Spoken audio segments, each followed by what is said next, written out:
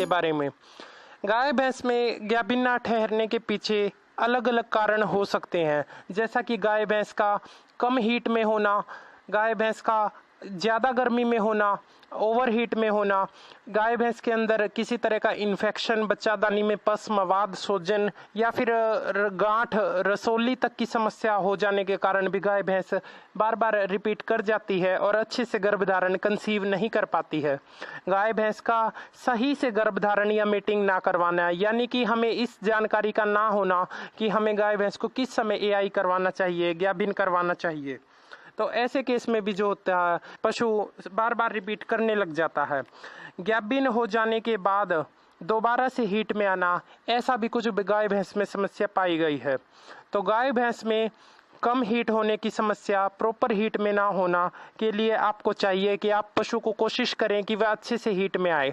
पशु अच्छे से हीट में कब आता है, हमें कब पता चलता है? कुछ गाय भैंस हीट में आने के समय पर बोलती हैं, रंभाती हैं, लेकिन कुछ गाय भैंस गूंगी हीट में आती हैं। तो उस हीट को कैसे पता करें कि हमारा पशु पूरी हीट में है?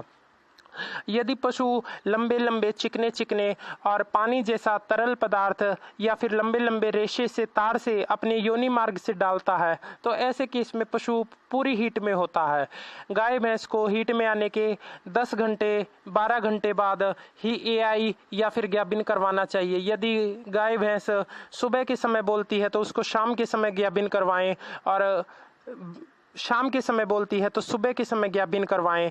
पशु को गर्मी में गाभिन ना करवाएं, यानी कि सुबह 8 बजे से पहले और शाम को 5 बजे के बाद ही पशु को गाभिन करवाएं या फिर एआई करवाएं, ताकि उसकी कंसीव रेशो कुछ % बढ़ जाए और पशु अच्छे से कंसीव करे, दोबारा से रिपीट ना करे।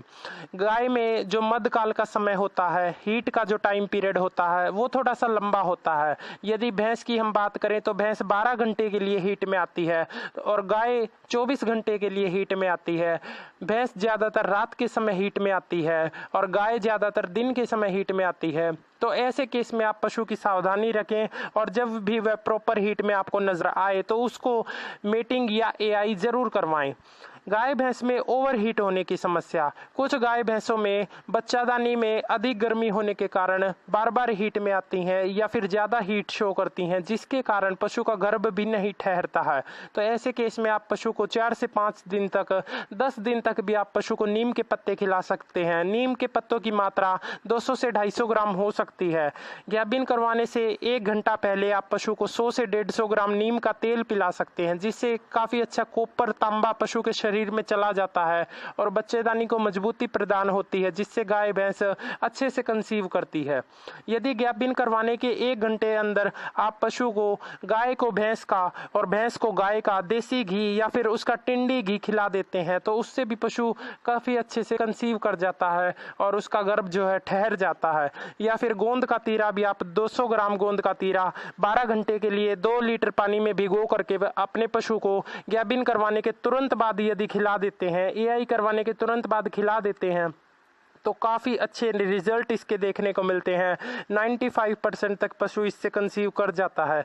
इसके अलावा आप पशु को गाभिन करवाने के 1 घंटे के अंदर 200 ग्राम सरसों के तेल में 200 ग्राम मेहंदी या फिर 200 ग्राम धनिया भी पशु को खिला सकते हैं।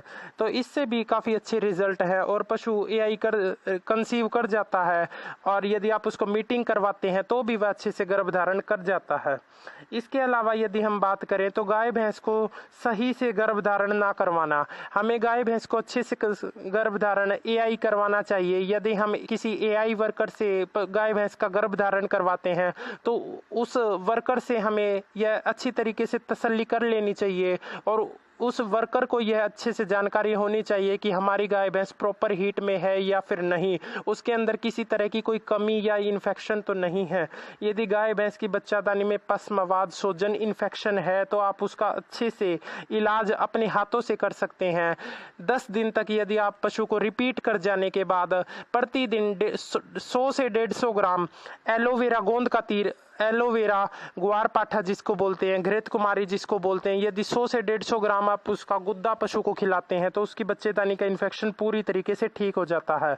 इसके साथ में आप पशु को 7 से 10 दिन के लिए गेहूं या फिर जौ का या फिर जई का और चने का आप अंकुरित पशु को खिला सकते हैं। 200 से 250 ग्राम यदि आप किसी भी एक अनाज को अंकुरित करके पशु को खिलाते हैं तो उससे भी बच्चेदानी का इन्फेक्शन ठीक हो जाता है और गाय भैंस गर्भधारण कर जाती है।